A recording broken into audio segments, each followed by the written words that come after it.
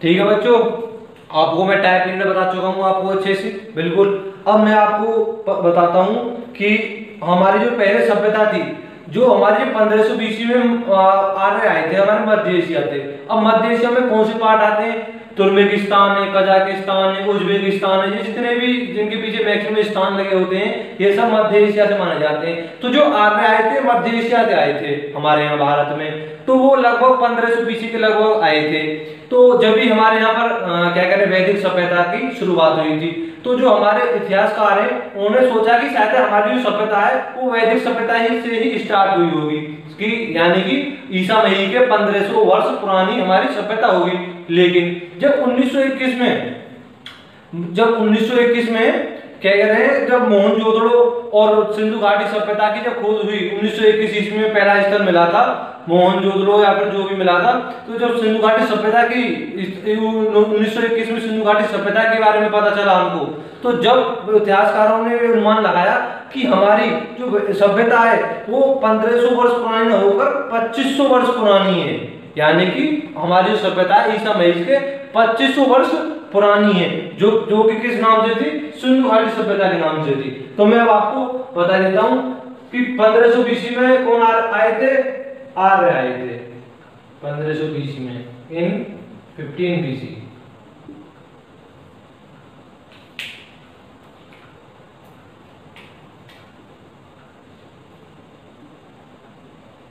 आर्य came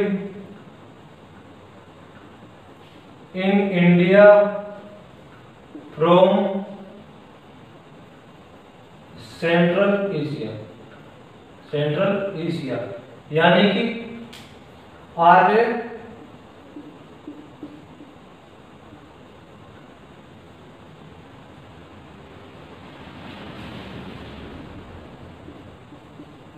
मध्य Asia से भारत आए थे।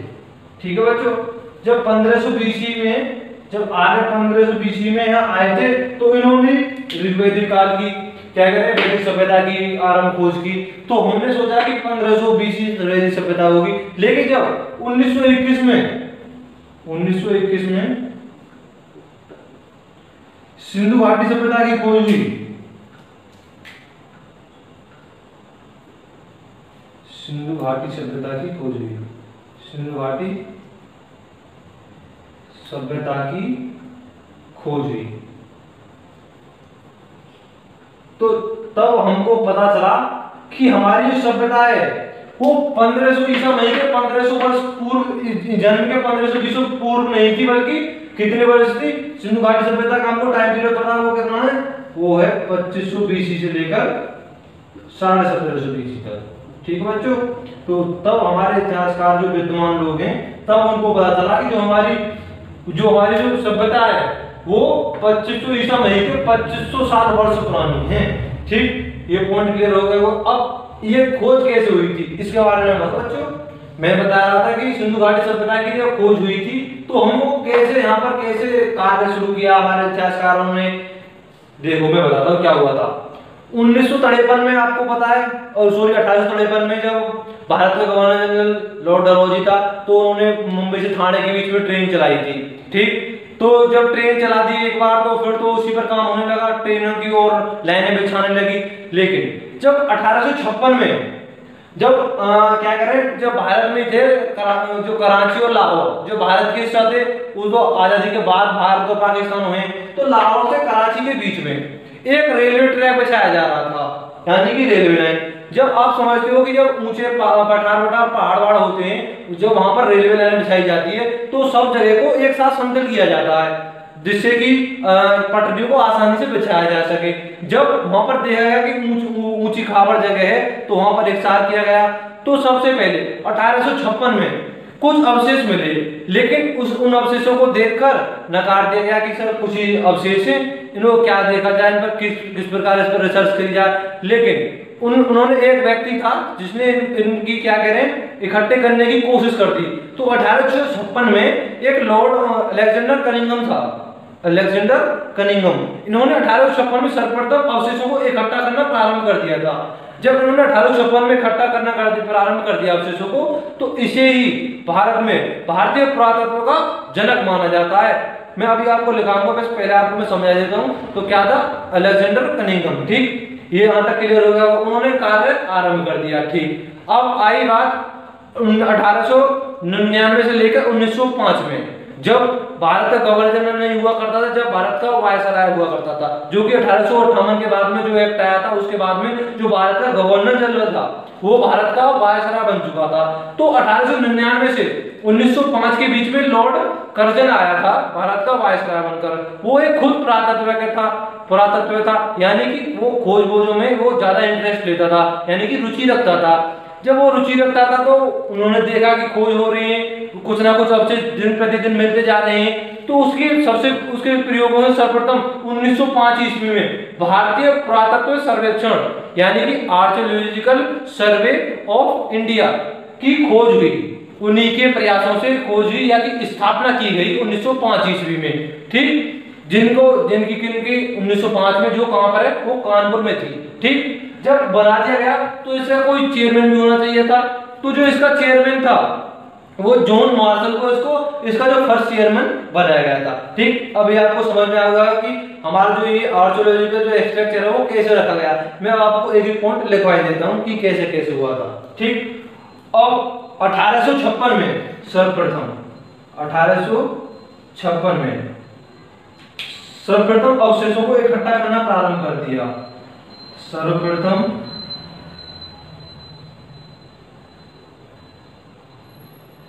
अवशेषों को इकट्ठा करने का कार्य प्रारंभ कर दिया गया। इकट्ठा करने का कार्य प्रारंभ कर दिया गया। ठीक है बच्चों, जब यहाँ पर कर दिया गया, किसके द्वारा किया गया? तो जो ये कार्य किया गया था इकट्ठा करने का, ये किसके द्वारा किया गया था? ये किया गया था अलेक्जेंडर कनिंघम के द्वारा। अलेक्जेंडर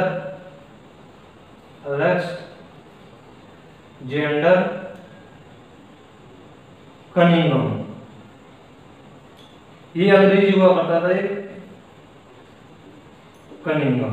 ठीक है बच्चों, जब इन्होंने सर्वप्रथम इकट्ठा अवशेषों को इकट्ठा करने प्रारंभ कर दिया था, तो इन्हीं को फादर ऑफ इंडियन आर्कियोलॉजिकल कहा गया, यानी कि भारतीय पुरातत्व का जनक। ठीक है, अब इससे आगे यहाँ पर लिख देते हैं, इन्हीं को कहा गया father of archaeological, Indian archaeological, father of Indian archaeological, archaeological. ठीक है बच्चों, ये तो इंग्लिश में होगा। अब मैं हिंदी में लिख रहा हूँ, ये एल। ठीक है बच्चों, हिंदी में लिख देता हूँ, यानी कि भारतीय पुरातत्व का जनक। ठीक है बच्चों, भारतीय पुरातत्व का जनक। ठीक है बच्चों, अब आपको समझ में आएगा, ये क्वेश्चन पूछा गया है एग्जाम में। ठीक, अब मैं आपको बता देता हूँ यहाँ पर क्वेश्चन कहां से पूछे गए हैं। ठीक है बच्चों, कौन कौन से क्वेश्चन पूछे गए हैं? देखो, एक तो कि जो आ रहे थे वो कहां से आए थे, तो आप आसानी से कह सकते हो सर मध्य एशिया से आए थे। ठीक है बच्चों, दूसरा क्वेश्चन, सिंधु घाटी सभ्यता की खोज कब हुई? 1921 में हुई। जब सिंधु घाटी सभ्यता की खोज हुई 1921 में, तभी हमको पता चला कि हमारी जो सभ्यता है वो 2500 वर्ष पुरानी समय की जन्म से पूरे। ठीक, ये क्वेश्चन हो गया। अब ये क्वेश्चन हो जाएगा कि 1856 ईस्वी में क्या हुआ था? 1856 ईस्वी में सर्वप्रथम अवशेषों को इकट्ठा करने का कार्य जो अलेक्जेंडर कनिंघम था उसने प्रारंभ कर दिया था। ठीक है बच्चों, जब प्रारंभ कर दिया गया था तो इसीलिए इनको फादर ऑफ इंडियन आर्कियोलॉजिकल कहा गया, अलेक्जेंडर कनिंघम को, यानी कि भारतीय पुरातत्व का जनक कहा गया। ठीक है, अब इसके बाद क्या हुआ था? अब जब इन्होंने कार्य प्रारंभ कर दिया तो ये हर साल नई नई खोज करने लगे, नए नए स्थानों की खोज होने लगी। ठीक, अब जो ये इस ये जो इनकी उन्होंने बताई थी कहानी कि यहाँ पर ये कैसे खोज हुई थी, तो 1853 ईस्वी में, 1853 ईस्वी में, जब मैं शॉर्ट में लिख देता हूँ, जो आपको जो मैंने कहानी बताई है वो आपको याद रही आए। जब लाहौर से कराची के बीच में रेलवे लाइन बिछाई जा रही थी, लाहौर से कराची के बीच में, कराची के बीच में रेलवे लाइन बिछाई जा रही थी,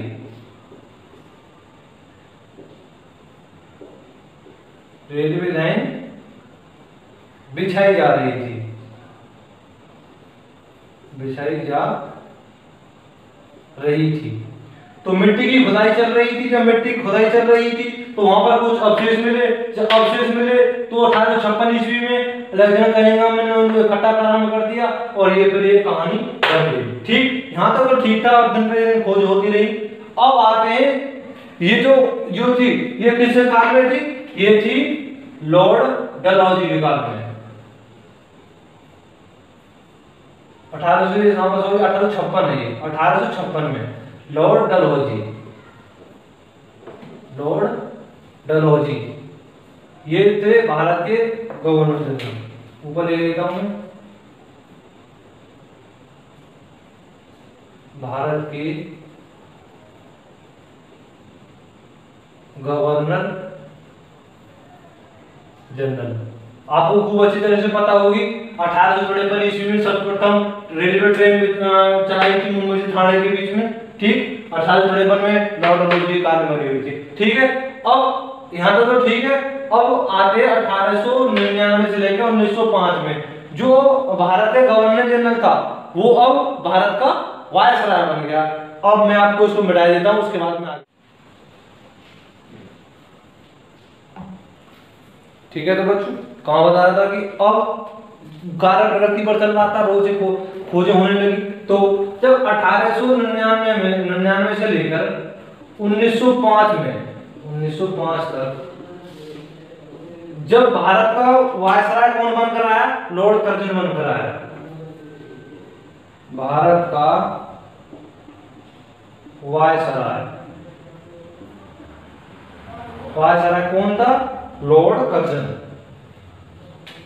क्योंकि जो 1858 का था जो चार्टर एक्ट था, वहां से जब ब्रिटिश राज्य चालू हो गया था हमारे भारत में, तो जब से जो भारत के गवर्नर जनरल का जो पद था उसको भारत का वायसराय घोषित कर दिया गया था। ठीक, तो लॉर्ड कर्जन बनकर आया था। ये खुद एक पुरातत्व था, मैं लिख लेता हूं, खुद एक पुरातत्व था, खुद एक पुरातत्व था, यानी कि आर्कियोलॉजिकल था, सिर्फ आर्कियोलॉजिकल था, सिर्फ आर्कियोलॉजिकल था। ठीक है, खुद तो जब आर्कियोलॉजिकल था तो इनको भी खुदाई करने में इंटरेस्ट था, ये भी देखते थे, खोजें करते थे, अपनी जो जिज्ञासा भावना थी उनकी खोज करने की, उनको लगातार उन्होंने किया। तो इन्हीं के प्रयासों से 1905 ईस्वी में ASI की स्थापना हुई,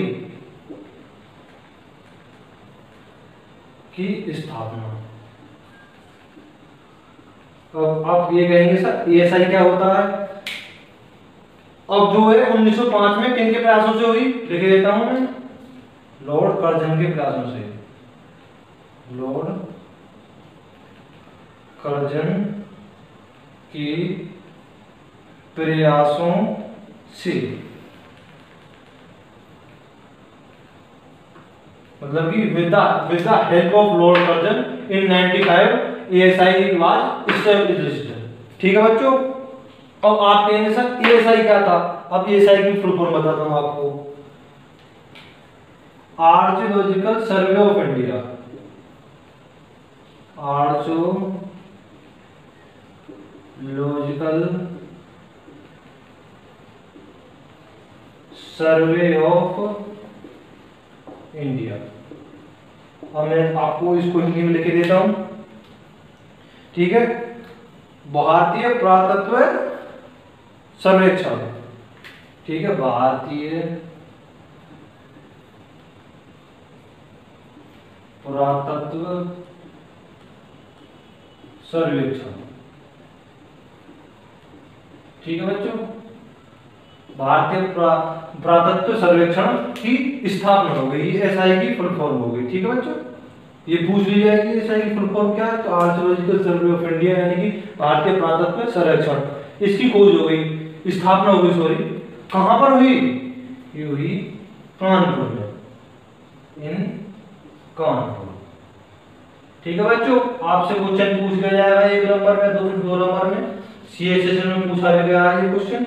ठीक, कि जो है ये एसआई की स्थापना कहां पर हुई है, यानी कहां है भारत में, आर्कियोलॉजिकल सर्वे ऑफ इंडिया कहां पर है, भारतीय पुरातत्व सर्वेक्षण कहां पर है, तो कहां पर है, कानपुर में है। ठीक है बच्चों, ठीक, ये हो गया। इसका जो ये जब स्थापना हुई तो इसका कोई प्रमुख भी होगा, तो इसका जो प्रमुख था, इसका जो फर्स्ट चेयरपर्सन था वो कौन था, चेयरमैन कौन था, वो किसने बनाया था, इसने बनाया होगा जब इसकी प्रोसेस हुई, लॉर्ड कर्जन ने बनाया था। इसका जो फर्स्ट चेयरमैन था, मैं लिख देता हूं, first chairperson of ASI, first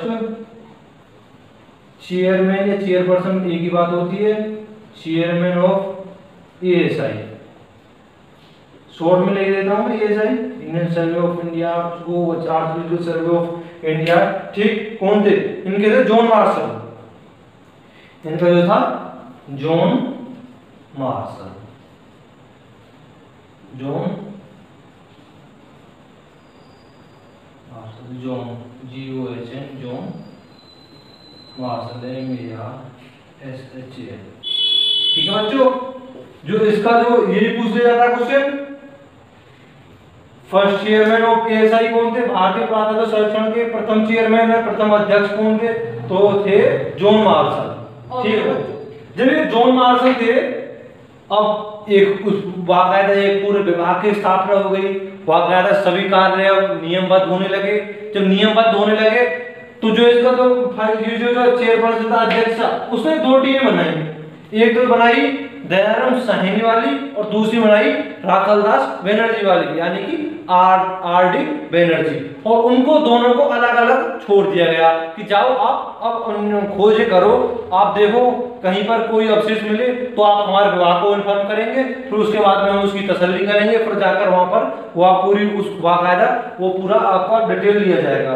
ठीक, जॉन मार्शल ने इसने क्या किया, सर्वप्रथम इसने दो कमेटी बनाई, 2 ग्रुप बनाए। ठीक है, इसने 2 ग्रुप बनाए, एक तो बनाया दयाराम साहनी वाला, दयाराम साहनी। ठीक है बच्चों, दयाराम साहनी, और जो दूसरा जो बनाया ग्रुप, ठीक है बच्चों, एक तो दूसरा बनाया RD बनर्जी, यानी कि राखलदास बनर्जी, RD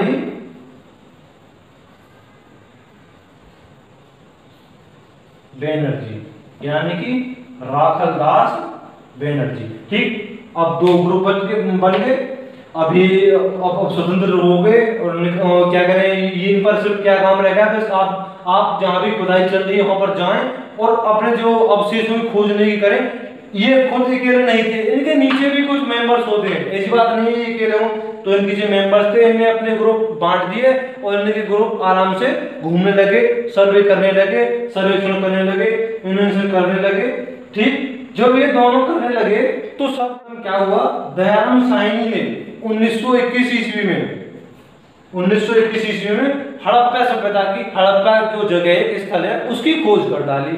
ठीक, 1921 में हड़प्पा के लिख दूंगा, अभी ऊपर में मिटा के मैं समझा देता हूं 1921 में। ठीक, 1 साल बाद 1922 ईस्वी में उधर राखलदास बनर्जी ने मोहनजोदड़ो की स्थापना कर डाली। अब मैं आपको लिख देता हूं, एक बार इसको मिटा देता हूं, आज कामना करता हूं कि आपको समझ में आ गया होगा। वैसे मैंने आपको एक पॉइंट अच्छे से क्लियर करवाया, ऐसी तो कोई बात नहीं है समझने वाली, मैंने खूब आपको एक बार 2-3 बार दोहराई है, जिससे कि आप याद कर सके, और आपको पता है क्लास में लेनी है तो नोट्स बनाने होंगे मेरे, जब भी आप कुछ कर पाओगे। आप ऐसी मेरी वीडियो देख लोगे तो आप, मैं समझता हूँ कि आप कुछ नहीं कर पाओगे। भाई थोड़ी बहुत देर के लिए आपको वीडियो में ध्यान रहेगी बात है, फिर आप भूल जाओगे। तो सर्वप्रथम मैंने आपको क्या है कि कागज, वो पेंसिल और क्या करें, पेपर ले लें, पेन और पेपर, और जो मैं लिखा रहा हूँ उसको नोट करते जाएं। इसमें जरूर कोई आपको क्वेश्चन पूछ लिया जाता है एग्जाम में, ऐसी बात नहीं है, ठीक है। तो अब मैं यहाँ से बताऊंगा कि दयानंद साहनी ने 1921 में खोज कर दी और आर डी बनर्जी ने 1922 ईस्वी में, ठीक है बच्चों। मैं इसको मिटा देता हूं। चल रहे थे तो हमने 2 ग्रुप बनाए थे जॉन मार्शल जी ने, राखालदास वाणिज्य वाला और दयाराम साहनी वाला। तो दयाराम साहनी ने, मैं यहाँ पे लिख देता हूँ दयाराम साहनी, दयाराम साहनी। और जो दूसरे थे, दूसरे कौन थे, R D Banerjee, R D यानी कि राखालदास बनर्जी, ठीक है बच्चों। दयाराम साहनी, जब दयाराम साहनी जब खोज करने लगे 1921 में किसी खोज कर दी हमने, हड़प्पा स्थल की खोज कर दी, हड़प्पा स्थल की खोज कर दी 1921 ईस्वी में, ठीक। उधर 1922 ईस्वी में मोहनजोदड़ो की खोज कर डाली आर डी बनर्जी ने, ठीक। 1922 ईस्वी में किसकी, मोहनजोदड़ो की खोज कर डाली। मोहनजोदड़ो या मोहनजोदड़ो एक ही बात है, एग्जाम में कुछ भी लिखा मिल सकता है। मोहनजोदड़ो, जोदड़ो या मोहनजोदड़ो, मोहनजोदड़ो,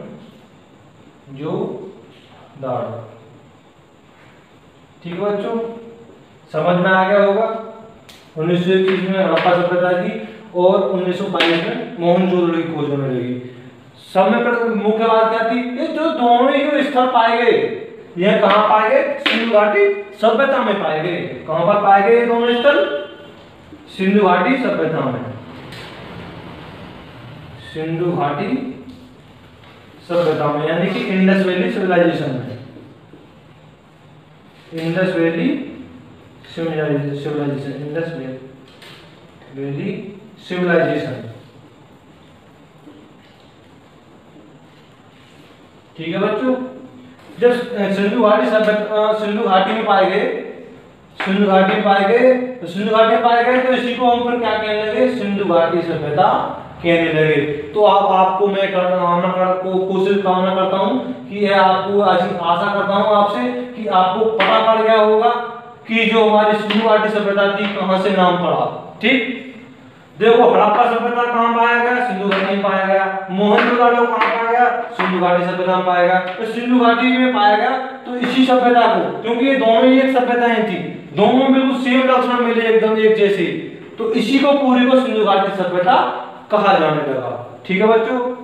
अब इसके अन्य नाम कैसे कैसे पड़े, हड़प्पा सभ्यता, कांस्ययुगीन सभ्यता। देखो क्या हुआ था, देखो खोजें होने लगी, हर साल नए स्थल की खोज होने लगी।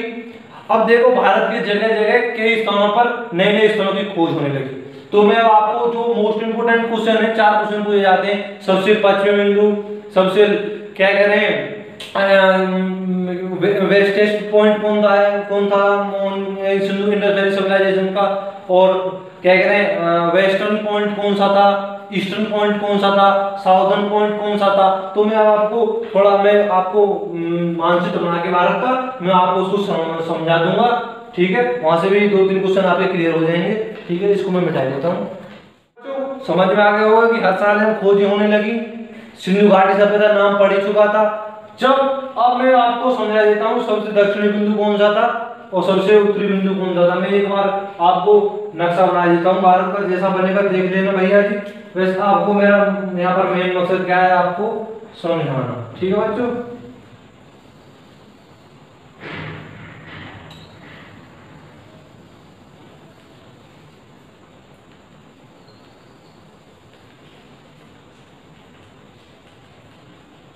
ठीक है, ये इस प्रकार से था, ठीक है बच्चों। यहाँ पर थोड़ा ऐसे हो गया क्योंकि थोड़ा छोटा है, तो इसी वजह से ऐसे करके बना दीजिए, ठीक है। ऐसे मान लो, इसको थोड़ा छोटा देते हैं।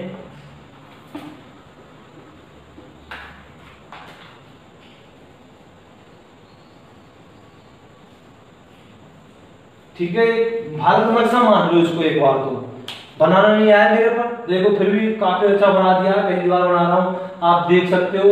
अब मैं आपको जो सबसे दक्षिणी बिंदु कौन सा था मैं वो आपको समझाऊंगा कहां पर है, कैसे कैसे था। ठीक है बच्चों, देखो सबसे दक्षिणी बिंदु कौन सा था, सबसे दक्षिणी बिंदु है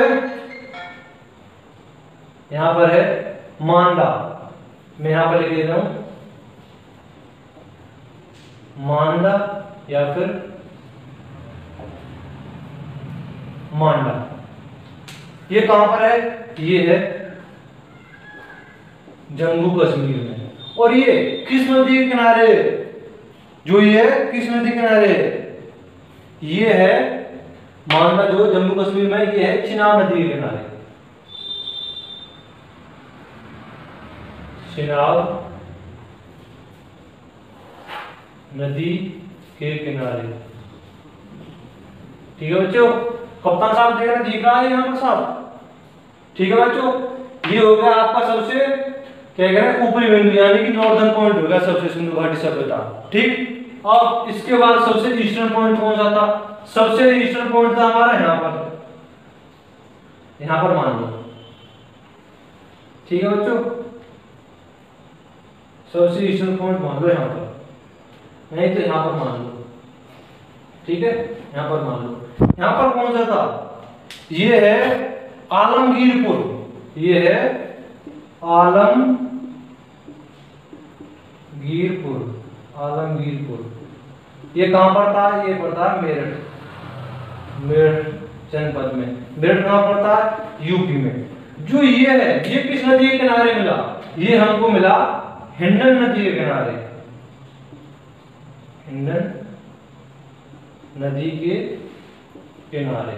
ठीक है बच्चों, ये सबसे ईस्टर्न पॉइंट हो गया, ये सबसे नॉर्दर्न पॉइंट हो गया। अब आती है सबसे साउदर्न पॉइंट की बात, साउदर्न पॉइंट।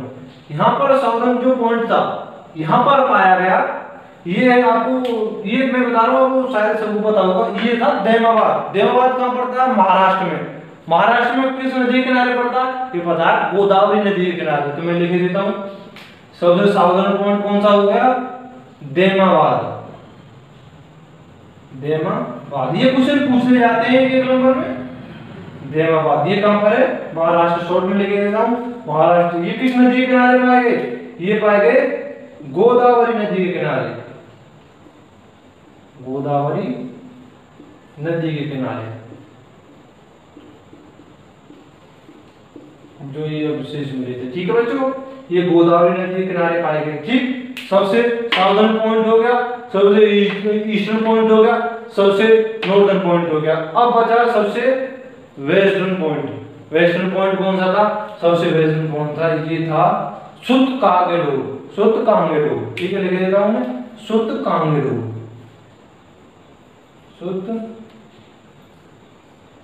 सुतकांगेडो, सुतकांगेडो।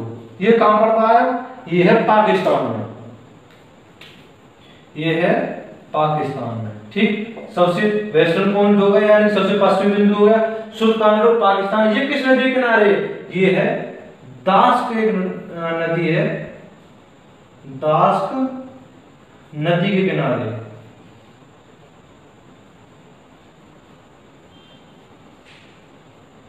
दास्क नदी के किनारे।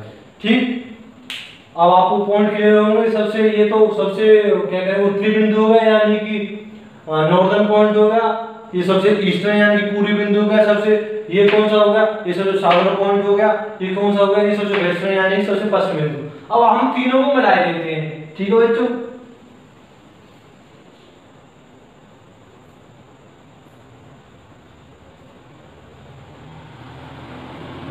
ऐसे करके मिला लेते हैं। ठीक है बच्चों, ऐसे करके, ऐसे मान लो इसको, ऐसे करके। ठीक, तो ये आप सभी को दिख रहा होगा कि ये त्रिभुज बन गया। ठीक, ये त्रिभुज बन गया।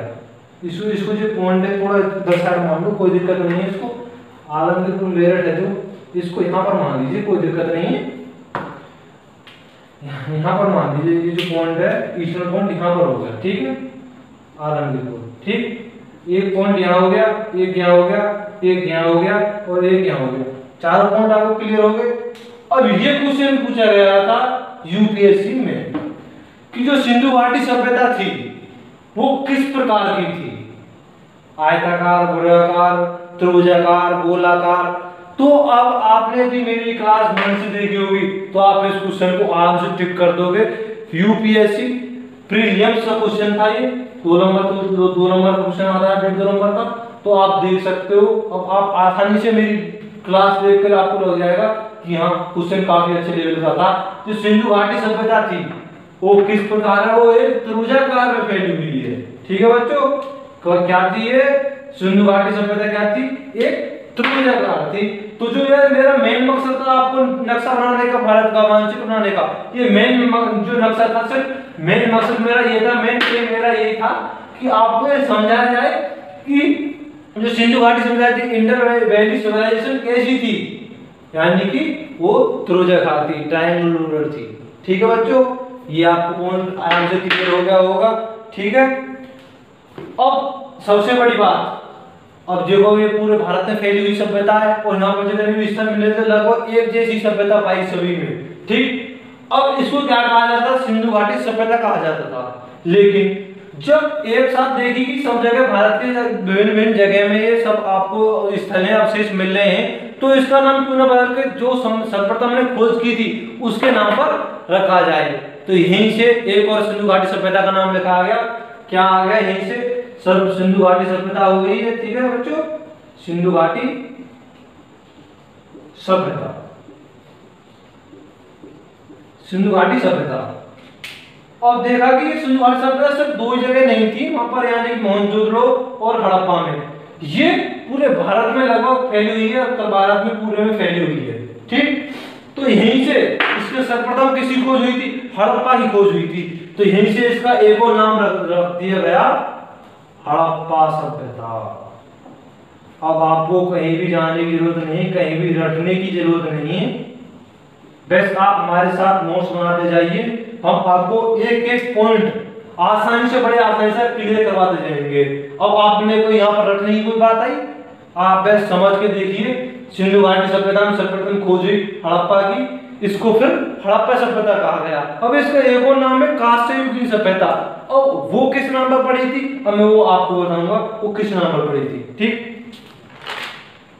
देखो क्या हुआ था, जो हड़प्पा सभ्यता थी, हड़प्पा सभ्यता थी जो वहां पे जो मनुष्य थे उन्होंने तांबे और कॉपर से, तांबे को क्या कहते हैं, तांबे को इंग्लिश में कॉपर कहते हैं।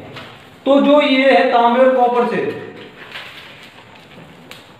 कॉपर और तांबे से, कॉपर और तांबे से एक नई धातु बनाई, कांसा, जिसको कहा गया कांसा, ठीक। हड़प्पा सभ्यता के लोगों ने, मैं शॉर्ट में लिख देता हूं, तांबा प्लस कॉपर, ठीक। इससे एक धातु बनाई जो जिसमें बिल्कुल नई प्रकार की धातु बनाई जिसको कहा जाता है कांसा, कांसा, ठीक है बच्चों, किसको कहा जाता है, कांसा। देखो सिंधु घाटी सभ्यता को हड़प्पा सभ्यता कहा गया। हड़प्पा सभ्यता के लोगों ने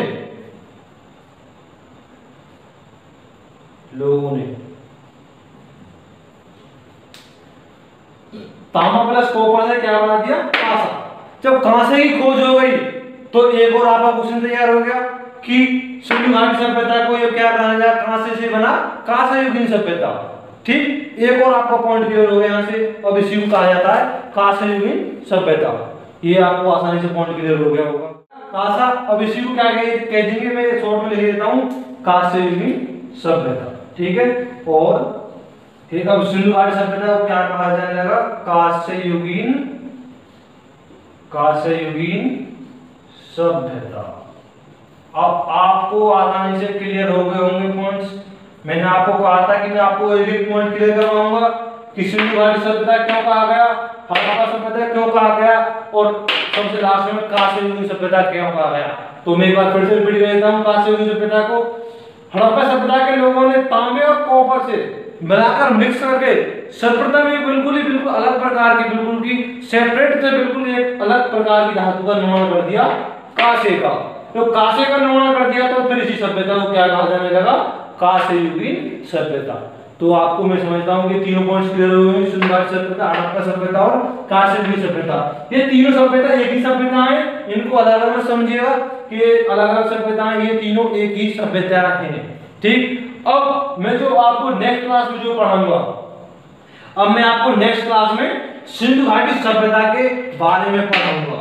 इस पर कम से कम अभी 2 घंटे की वीडियो बनानी बाकी है। बस आपसे एक ही विनती है हमारी कि आप हमारे साथ लगातार बने रहें, हमारी वीडियो को शेयर, अपने दोस्तों के साथ शेयर और सब्सक्राइब कराते रहें। बस आपसे यही उम्मीद करते हैं, जिससे कि हम आपको अच्छे से अच्छा कंटेंट देने की कोशिश करते रहें, क्योंकि आप देख सकते हो हमारा वैसे ही कंटेंट है जो बहुत ही बढ़िया है।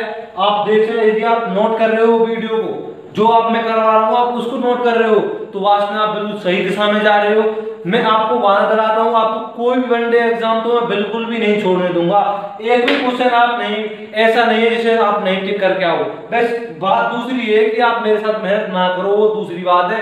यदि आपने मेरे साथ मेहनत की और जो मैं आपको ये नोट्स पढ़ा रहा हूँ, मैं खुद के तैयार हुए नोट्स है जो मैं, और ये जो बच्चा इसको बढ़ाता लगातार बढ़ाता जाएगा, तो मैं आपसे उम्मीद करता हूं आप भी मेरे साथ लगातार बने रहिए। आपका जीएस में जो ये पोर्शन है हिस्ट्री का और पॉलिटी का और बायोलॉजी का, मैं आपसे ये कहता हूं कि तीनों ही सब्जेक्टों में आपसे एक भी क्वेश्चन नहीं छोड़ने दूंगा। बस आप हमारे साथ लगातार बने रहिए, वीडियो को शेयर और सब्सक्राइब करते रहिए, हमारे साथ लगातार बने रहिए। बस हम अब इसी बात के साथ अब हम आपसे इतना ही सहयोग मांगते हैं। आप हमें लाइक करते रहें और शेयर सब्सक्राइब कराते रहें अपने यार दोस्तों में, और अपना जो ये नोट्स आपको तैयार करने हैं। ठीक, तो अभी आज की क्लास हम यहीं तक रखेंगे। Thank you for attending this session. आपने आपने अपना कीमती समय दिया हम पढ़ने के लिए, आपका बहुत बहुत धन्यवाद। अब इसी क्रम में मैं अब आपकी क्लास को समाप्त करूंगा। अब मैं जो नेक्स्ट क्लास है उस पर मैं सिंधु घाटी सभ्यता के बारे में बताऊंगा, और इसके जो स्थल है उनके बारे में डिटेल में बताऊंगा कि कहां पर क्या क्या मिला था, इनकी खोज कब हुई, किसके द्वारा हुई, किस ईस्वी में हुई। ठीक है बच्चों, इसी के साथ आज की क्लास यहीं तक रखते हैं। जय हिंद, जय भारत।